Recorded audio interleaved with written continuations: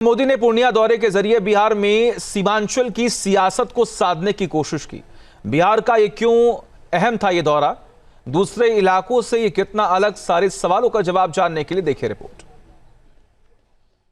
मोदी जी का हार्दिक स्वागत और अभिनंदन। विकास, राष्ट्रवाद और सुरक्षा, अपने मिशन बिहार में पीएम मोदी इन्हीं 3 मुद्दों पर जोर दे रहे हैं। 40,000 करोड़ के विकास के प्रोजेक्ट के ऐलान के साथ पीएम मोदी ने बिहार में सीमांचल की सियासी जंग में हुंकार भरी।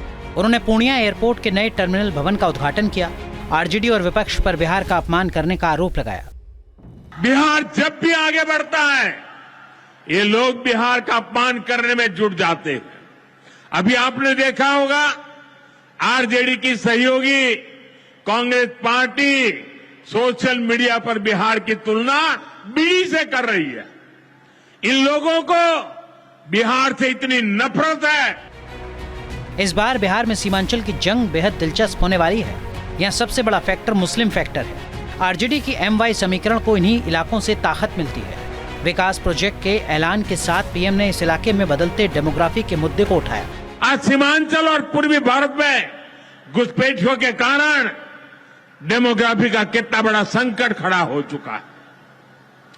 बिहार, बंगाल, असम, कई राज्यों के लोग अपनी बहनों बेटियों की सुरक्षा को लेकर चिंतित है। इसलिए ही मैंने लाल किले से डेमोग्राफी मिशन की घोषणा की है। सीमांचल के 2020 के चुनावी परिणाम की बात करें तो सीमांचल में कुल 24 विधानसभा सीट है। पिछले चुनाव में बीजेपी ने सबसे ज्यादा 8 सीटों पर जीत हासिल की थी। कांग्रेस को 5 सीट पर जीत मिली थी। जेडीयू को 4 सीटों पर विजय हासिल हुई थी। आरजेडी को महज 1 सीट पर संतोष करना पड़ा था। वहीं चमत्कारिक सफलता हासिल करते हुए ओवैसी की पार्टी AIMIM को 5 सीटें मिली थी।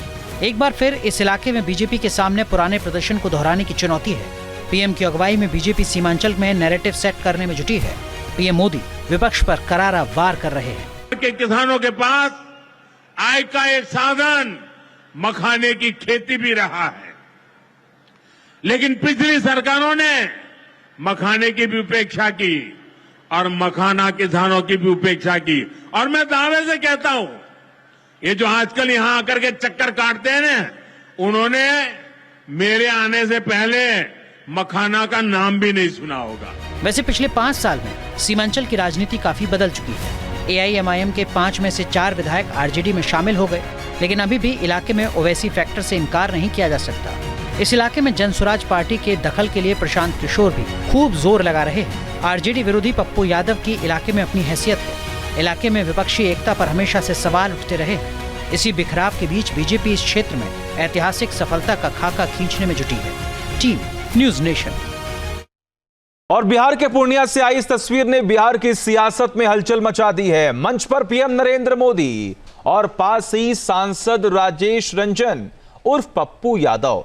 और फिर जो नजारा दिखा उसने सबको चौंका दिया। पीएम मोदी और पप्पू यादव आमने सामने आए, कुछ पल कानाफूसी हुई और फिर जोरदार ठहाका गूंज उठा। राज्यपाल आरिफ मोहम्मद खान भी मंद मंद मुस्कुराने लगे। लेकिन सवाल यह है कि मंच पर ये मुस्कुराहटें किस सियासी इशारे की तरफ इशारा कर रही हैं। सिर्फ 35 सेकंड का यह मंजर, लेकिन सियासत की गलियारों में अब लंबी चर्चाएं शुरू हो गई हैं। पप्पू यादव ने मंच पर पीएम नरेंद्र मोदी से मकानों पर लगने वाला GST हटाने से लेकर पूर्णिया में इंटरनेशनल स्टेडियम बनाने जैसी बड़ी मांगे रखी। तो तस्वीरों से निकले मायनों पर चर्चाओं का बाजार भी गर्म होना लाजमी है। आपको सुनाते हैं पीएम मोदी से मुलाकात पर पप्पू यादव ने क्या कहा। जो संकल्प था मेरा एयरपोर्ट का, जनता का, दुनिया से रेलवे को जोड़ने का, मेडिकल का, 6 महीने का वादा मैंने पूरा किया। एक संकल्प थी। अब मैंने एक हाईटेक इंटरनेशनल एयरपोर्ट मैंने आग्रह किया है। मैंने कहा विशेष आप हाईकोर्ट बेंच दे दो पूर्णिया को। आप उपराजधानी पूर्णिया का मैंने डिमांड किया। मैंने GST जो मखान पर और तिलकुट पर लगाया है, मैंने उसको खत्म करने का आग्रह किया है। मैंने आग्रह किया है कि आप एक एम्स की और हाईडेम को अविलंब बनाने के लिए मैंने आग्रह किया है। मैंने कहा विकास में आपका सहयोग यदि रहेगा तो हम विकास के लिए आपको धन्यवाद दें। जहां भक्ति है हर शब्द में, कथाओं में छुपे हैं दिव्य रहस्य और ज्योतिष देता है जीवन को दिशा। धर्म से जुड़ी हर बातों को जानने के लिए हमारे चैनल स्तुति को सब्सक्राइब करें। चैनल पर जाने के लिए इस लिंक पर क्लिक करें।